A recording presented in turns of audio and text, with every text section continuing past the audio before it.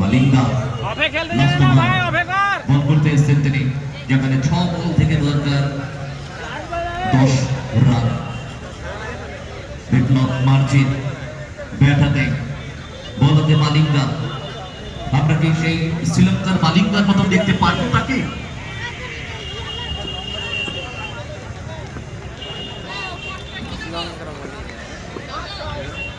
রয়েছে মালিঙ্গা,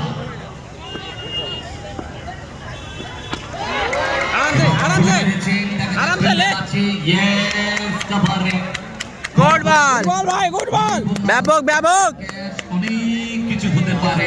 একটা ক্যাচ অনেক কিছু হয়ে যায়, হিসেব পাল্টে যায়, খেলার রসদ চেঞ্জ হয়ে যায়, পট পরিবর্তন হয়ে যায়।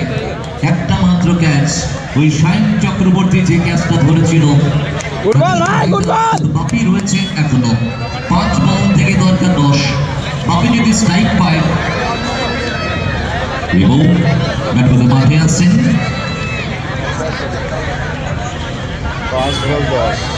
রিভু এখান থেকে 5 বল বাকি, 10 রান দরকার। দাদা লাইনে লাও দাদা, লাইনে একটা লাইনে শিয়ারে টপ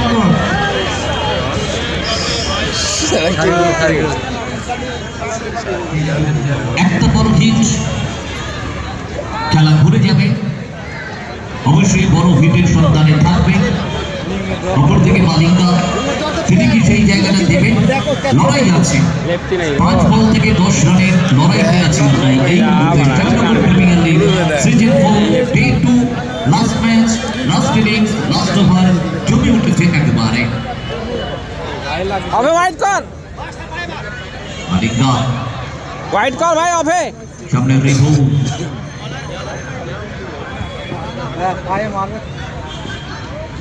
ঘুরিয়ে দিয়েছেন, কোন ফিল্ডার নেই, অনায়াসে 4টি রান, বাউন্ডারি আদায় করে নিল রিভু। অর্থাৎ 4 বল থেকে দরকার 6 রান। রান সংখ্যা 117, লক্ষ্যমাত্রা 4 বল থেকে দরকার 6 রান। বল হাতে মালিঙ্গা, ব্যাট হাতে রিভু,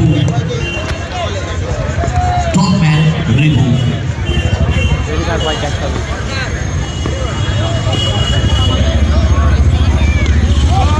ভেতর থেকে বলটা, ভেতর থেকে সিঙ্গেল স্ট্রোক মেক, রানটা গেল 3 বলে 5 রান, 3 বলে 5 রান। সাগরকে সরাও একটু ওইদিকে, সাগরকে একটু সরাও ওইদিকে, সাগরকে ওইদিকে সরাও। 11 বল ব্যাট করছেন তিনি, বলতে মালিঙ্গা, 3টি বল বাকি, 5টি রান দরকার।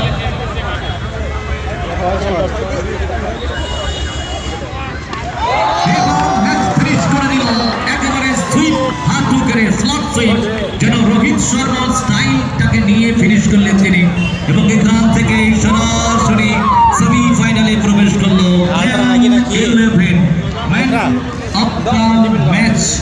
এখান থেকে team captain Bapi Rahman man of the match, জায়গায় দাঁড়িয়ে থেকে দায়িত্ব সহকারে ম্যাচটাকে বার করলেন, দলকে সেমিফাইনালে নিলেন।